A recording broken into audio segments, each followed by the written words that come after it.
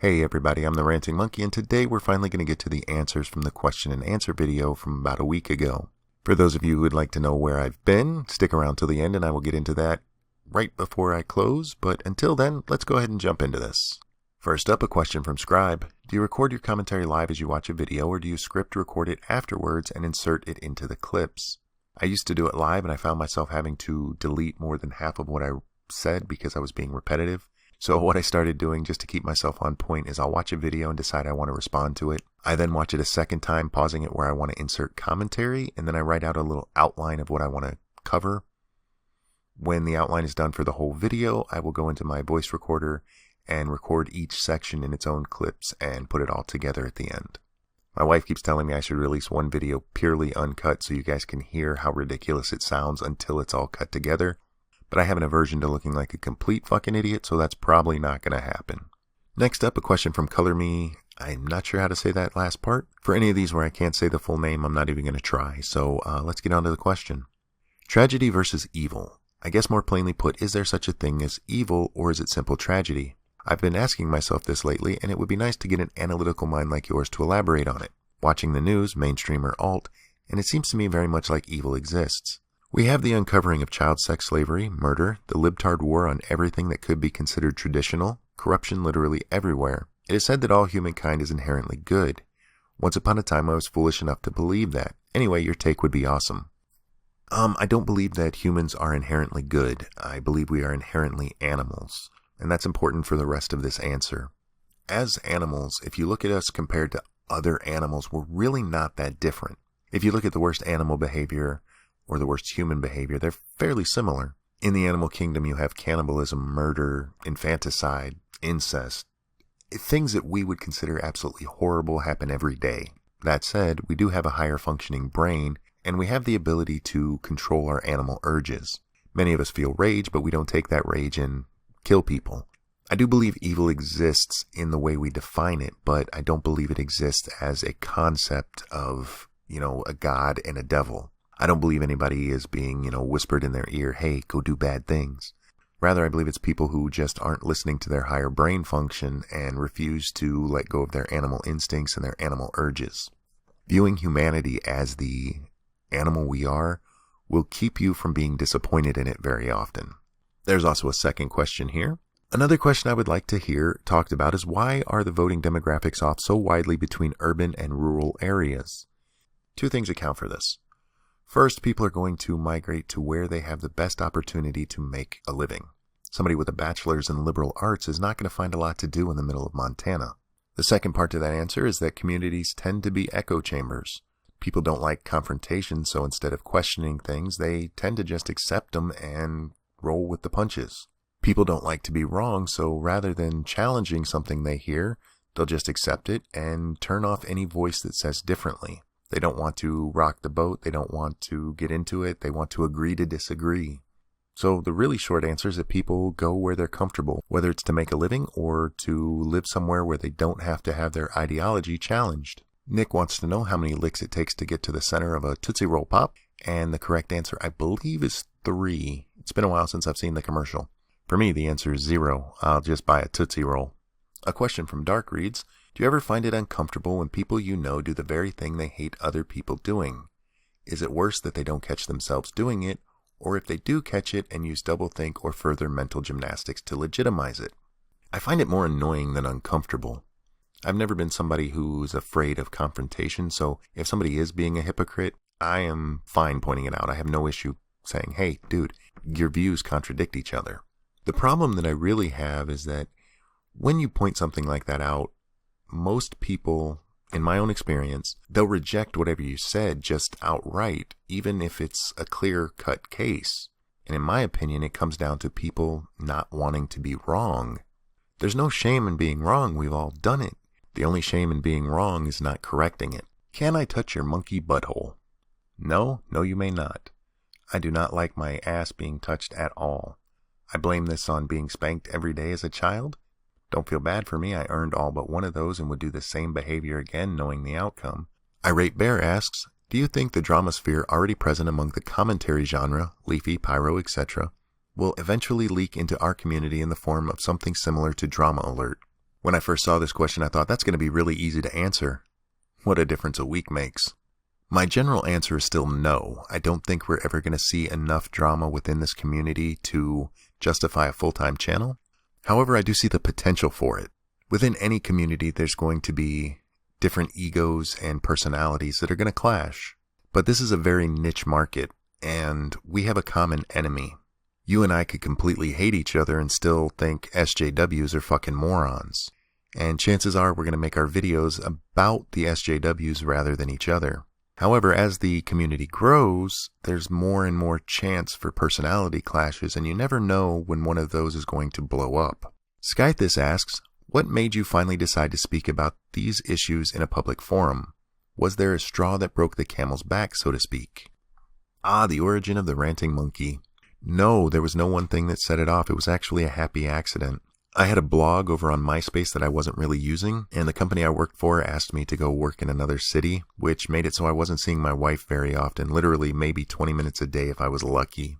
My wife is who I vent to, so when I had a really shitty night, I sat down at my blog and just told her all about it. I spent the next 2 or 3 weeks writing her about my evening, until one night when nothing really happened. I had nothing really to say, but I still really wanted to write something. I was having fun with it. So I sat down and just let my fingers start flying, and what came out was a post titled Things That Piss Me Off.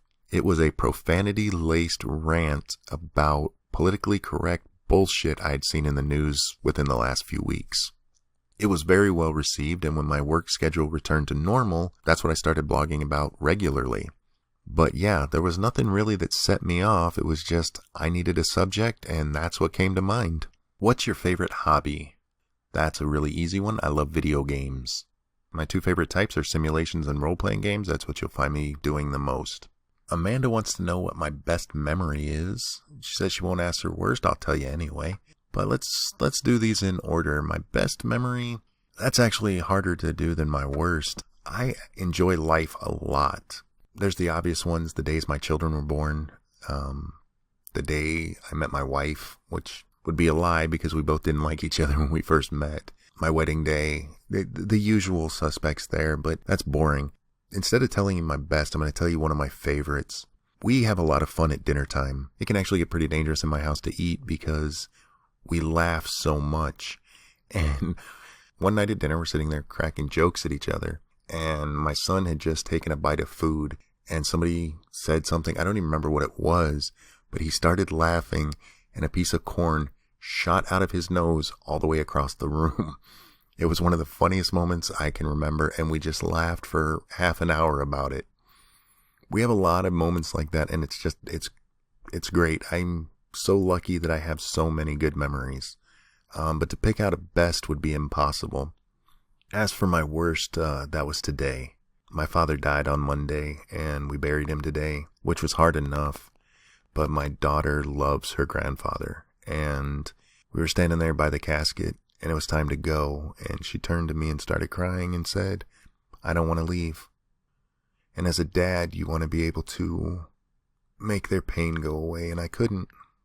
That was depressing. Sorry about that, guys. Max wants to know if I've seen his channel. Yes, I have. Water Damaged asks, how do you defend yourself against a man armed with a banana? You go with the default monkey move. Fling some poo. Kevin wants to know what my astrological signs are, both Greek and Chinese. Greek, I am Taurus. Chinese, I'm a rabbit, which actually would have made an interesting avatar. My friend Bunny Rabbit wants to know if I like turtles. Yes, I do. We had one when my daughter was younger. He was named Blue after the dog from Blue's Clues.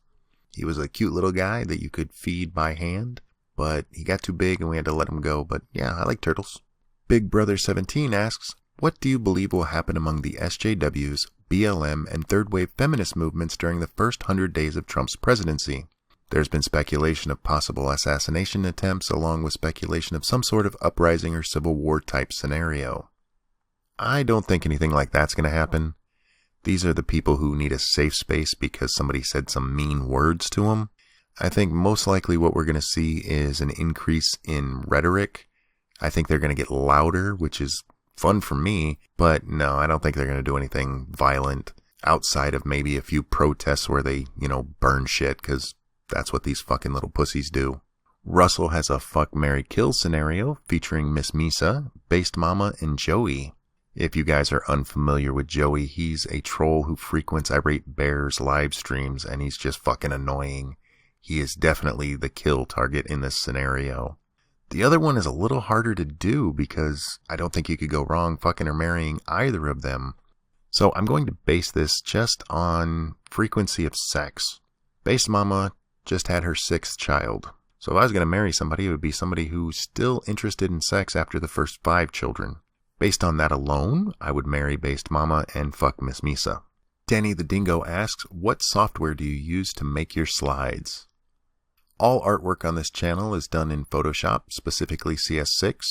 I haven't upgraded to CC because it's not really something that I'm that interested in. I like owning my product rather than renting it by the month. One of the funniest criticisms I've got of my channel is that I use Photoshop and I make this really simple monkey. Just for those people, I've included a composite that I've done of somebody I know in real life and a tree there. I like Photoshop because of how versatile it is. GIMP is a good one to use if you don't have access to it, but for me personally, I like Photoshop. And finally, maybe you could do a video describing how you actually produce your videos. Include details like editing software you're using, type of microphone, camera, etc. People like you, Bearing, Undoomed, AD Bell, and many others have inspired me to make some videos also. I am going to make a video on this because I've been asked about it a few times, but the short answer is this: you don't have to spend a lot of money. I edit in Windows Movie Maker because it's free and easy to use. The trade-off there is that it doesn't have a lot of features and there's some things you just can't do with it. But it's a perfectly good program to learn with. I record audio in Audacity, another free program. You can find how-to videos for both of these online. When I started out, I was just using a headset mic left over from my World of Warcraft days. I'd still be using that headset if it wasn't for how heavy it was and the fact that I had neck surgery. If you don't have a mic of any sort, use your cell phone. If you don't have a cell phone or a mic, you're going to have to buy something, but don't go out and spend a lot of money when you're starting. Same thing goes for your camera. For a camera, you can use one built into a laptop or your cell phone. Far more important than any of this is how you sound. And I don't just mean your audio quality here. I mean the quality of your argument and the tone of voice you're coming across in. Practice making good content. As I said, I will be making a video more in depth, but I hope that helps for now.